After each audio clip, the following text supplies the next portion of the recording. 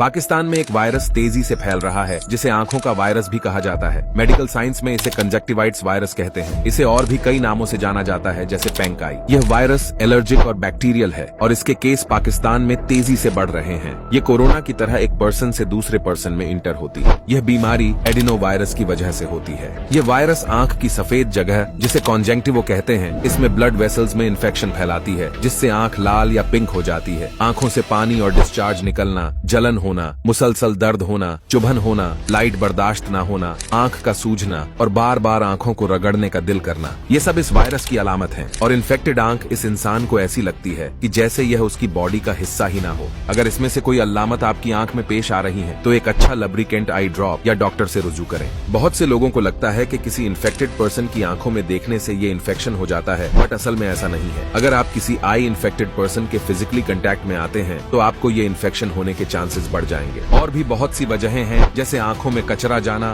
गंदे हाथों से आंखों को रगड़ना, माहौल का साफ ना होना और आलूदगी वगैरह शामिल है। एक कपड़े में बर्फ डालकर आंख पर आहिस्ता आहिस्ता लगाने से कुछ देर के लिए राहत मिल सकती है। अगर यह आई फ्लू आपको या आपकी फैमिली में किसी को भी हो तो जल्द से जल्द डॉक्टर के पास जाएं, क्योंकि जैसे जैसे दिन गुजरेंगे यह और दर्दनाक होता जाएगा। और अगर यह आंख में बुरी तरह फैलकर आंख के कोर्निया तक पहुंच गया तो नजर धुंधली हो जाएगी और वक्त रहते इलाज न किया जाए तो यह आंख परमानेंटली धुंधली हो सकती है। इस वायरस के फैलाव को रोकने के लिए ज्यादातर अहम होता है कि आप अच्छी हाइजीन प्रैक्टिस करें, जैसे कि हाथों को धोना, आंखों को छूने से परहेज करना और बाहर निकलते वक्त ग्लासेस पहनना।